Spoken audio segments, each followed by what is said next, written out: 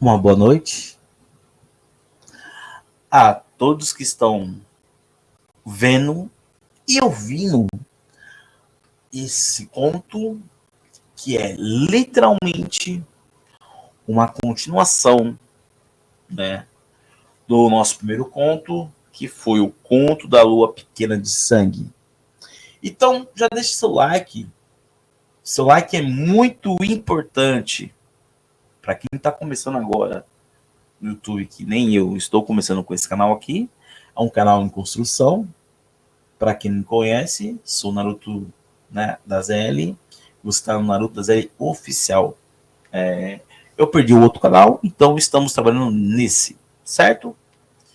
E esse vídeo aqui, barra conto de terror, é uma continuação direta, né, do primeiro. Então, se você caiu de paraquedas aqui, te convido a você ouvir o primeiro, né? Porque tem coisas que vai ser falada nesse daqui que provavelmente, você não vai entender se você não ver e ouvir o primeiro ponto, certo? Então, sem demais demoras, né? Fico agradecido por você estar aqui, deixe seu like e vamos para o conto, né? O Conto da Lua Pequena de Sangue, parte 2. Há revelações, né? Bom, esse vídeo aqui, esse conto, no caso, vai servir para dar algumas respostas sobre coisas que ficaram sem resposta no primeiro conto, né? Por que que o nosso casal protagonista, né? Protagonista foi enviado, quem chamou, né? Porque o Vaticano foi comunicado e o Vaticano mandou esse casal. E por que que o Vaticano mandou isso? O que o Vaticano tem a ver com a história, né? Também vamos falar um pouco sobre a origem do lobisomem, né? Que quem for ver vai ver que é um plot twist, vai entender que é um plot twist, né? Não vou falar agora não, mas mais para frente eu falo, né? Que aí dá aquele clima de, né, suspense para quem realmente ouviu o conto, vai saber o que eu tô falando. Bom, vamos lá. Depois do acontecido, né, na cidade pacata de Mississippi, nos anos 1932, né, a cidade que era uma cidade isolada, né, que ficava bem no meio de cruzamentos de cidades com cidades. Depois desse acontecido, a sua história foi passada de boca em boca para várias outras pessoas e essas pessoas espalharam. Então, foi criado boatos e esses boatos foram parar em outras cidades. Então, literalmente, essa cidade ficou uma cidade conhecida como a cidade do lobisomem, a cidade da lua de sangue, né? A lua pequena de sangue. Então, literalmente virou uma cidade turística, né? Muita gente vinha de outras cidades para querer conhecer, para saber. Muitos curiosos, muitos estudiosos também foram até a cidade, né? Para saber o que aconteceu realmente. E o Vaticano em si mandou, né, novas pessoas para investigar. Mas por que mandou novas pessoas se mandaram já o casal?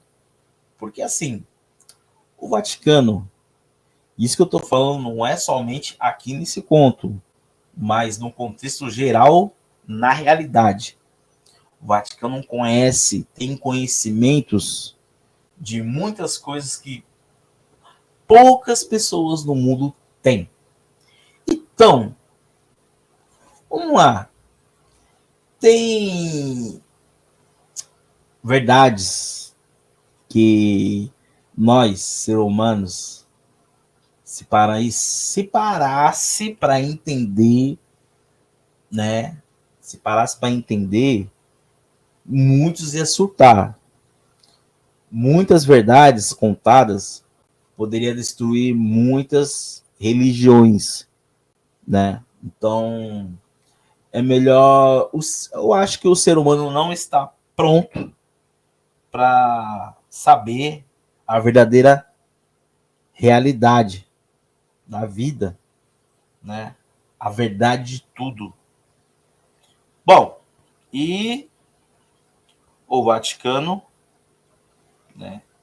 Para quem não sabe, isso na realidade tem um setor que ela lida com questões sobrenaturais. Então, literalmente, tem exorcistas, que nem você vê nos filmes. Não esqueça que o filme do exorcista é baseado em fatos reais, né? Sobrenatural. Então, eles têm uma equipe com centenas de pessoas treinadas para lidar com situações desse porte, desde lendas a situações sobrenaturais, certo? E o Vaticano mandou 4 pessoas. Essas 4 pessoas chegaram numa carruagem em pleno uma sexta-feira 13, estava chovendo muito, a carruagem chegou, foi até, né, vamos dizer assim, um hotel da cidade. Lembrando que é uma cidade pequena, pacata, que não tem nem 5 mil de habitantes. Então, é uma cidade pequena, porém, né, 5 mil pessoas, então são pessoas que conhecem todo mundo praticamente. E depois desses ataques, porque assim, sempre, toda noite de lua cheia, né, acontecia ataques e pessoas desapareciam e tal, até que foi descoberto que era um lobisomem e tal, mas o Vaticano quer saber a origem. A origem. Então, esses 4 cavaleiros, vamos colocar assim, 4 cavaleiros, né, de sobretudo, foram investigar a cidade. Então chegaram, fizeram várias perguntas, foram até a delegacia, né, onde o nosso querido xerife, ou delegado da cidade, dizendo assim, Carlos, né, chegou e ficou assim, olhando, e foi perguntar quem eram, o que eles queriam na cidade, porque não. Agora, antes não era, mas agora é normal você ter, né, turistas que não saber de tudo. Mas aqueles 4 não tinham uma aparência de ser meros turistas, mas sim de coisa grande, de problema e, cara, tipo, uma cidade pacata, problemas sempre são problemas. E nesse requisito é pior, né? Então, Carlos chegou e perguntou o que aconteceu. Os dos 4, um dos 4 que não deram nome, não deram nome, se identificaram com nomes fictícios, porque faz parte do disfarce, né? Falaram que eles queriam saber o que realmente tinha acontecido sobre a tal história do lobisomem. Bom, o nosso querido Carlos foi lá né? Contato dos fatos, falou sobre os dois que supostamente foi mandado pelo Vaticano. E daí o que acontece que a gente fica sabendo que era mentira. O Vaticano não mandou aqueles dois. Porque o Vaticano mandou, sim, um casal que no meio do caminho na estrada, durante o percurso até chegar à cidade, foram mortos. Foram apagados e quem apagou pegou as coisas, tudo que os dois. Então, aí já cria uma interrogação. Tá, quem era realmente aqueles dois? Aqueles dois. O tal. Realmente era. O nome deles são Luciano e Helena? Bom, isso ninguém vai saber por enquanto. Isso fica em off. Tá. E os quatro foram. E ficaram sabendo de tudo, fizeram anotação e tudo mais. Perguntaram cadê o corpo desse tal lobisomem, né? Cadê o corpo desse tal lobisomem? Aí falaram que enterraram, aí foram lá, desenterraram o corpo e o corpo não estava lá mais. Então quer dizer que o corpo sumiu. O corpo sumiu, né? Quem era do corpo era do padre, né? E como que o padre virou lobisomem, né? O nome do padre era Francisco, né? E Francisco vinha de uma família pobre e quase ninguém sabia sobre sua origem, né? Mas foram investigar a origem do padre, e ficaram sabendo que o padre veio de uma casa, né? Um abrigo, porque ele era órfão. Mas, como que o Vaticano tem muito poder, né? Muito poder, eles conseguiram, né? Através de um. Porque assim, vamos lá. Nessa época tinha, né? Não tinha o sistema de correio de hoje, não tinha internet, não tinha nem luz nem nada, mas tinha, né? Aqueles que servia como correio, né? E então uma base para outra até chegar ao Vaticano, né? O Vaticano ele tem poder, e o poderio do Vaticano é muito grande em várias cidades, várias localidades. Então, eles mandam quase em tudo, né? Quase tudo mesmo. Então, foram pesquisar e tal na cidade e descobriram que, né? Foram no cartório da cidade, nos registros, descobriram que o padre ele era de uma família, né?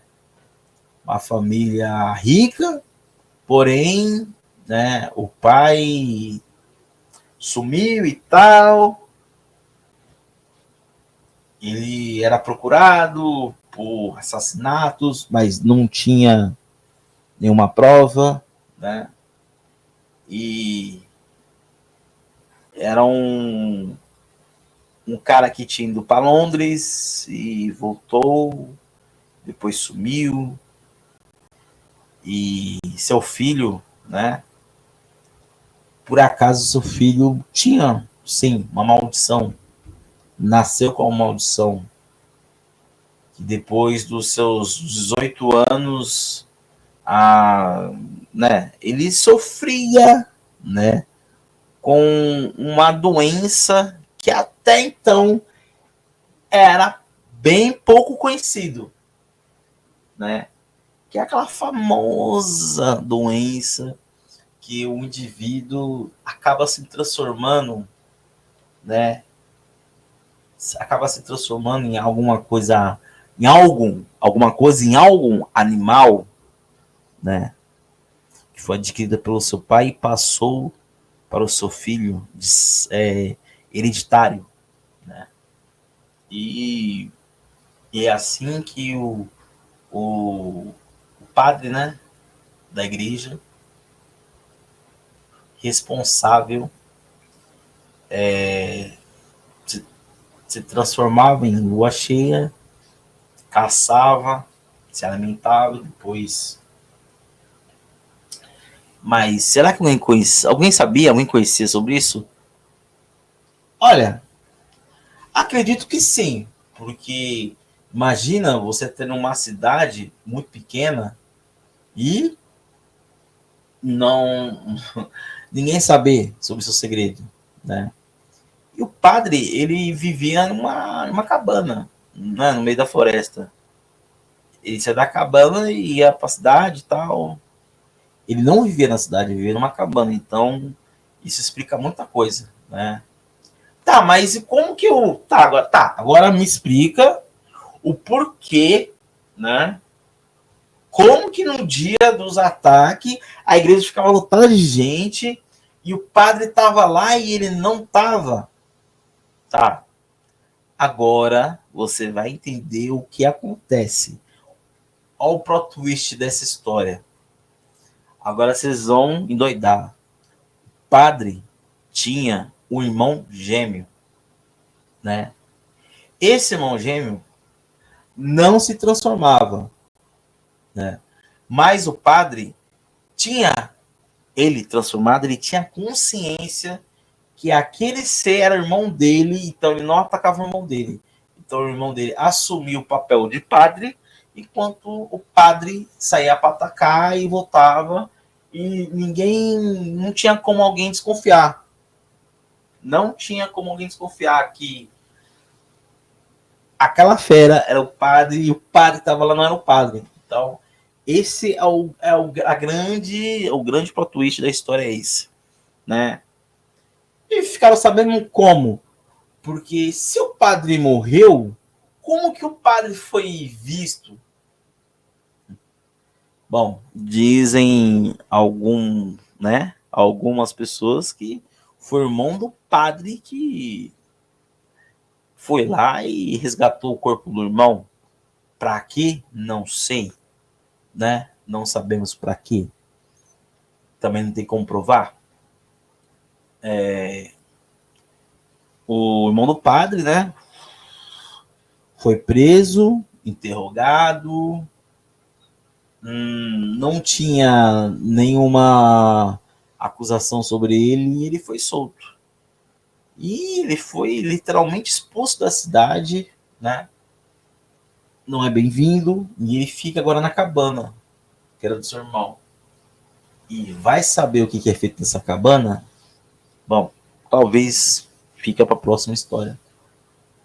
E é isso. O Vaticano, ele literalmente ele tem equipes, né, para resolver várias situações, desde os casos mais improváveis até sobrenatural. Então, agora vocês devem estar doidinhos para saber quem são esses quatro, né? Não vou dizer agora quem são esses quatro, revelar, não vou falar agora. Mas em breve,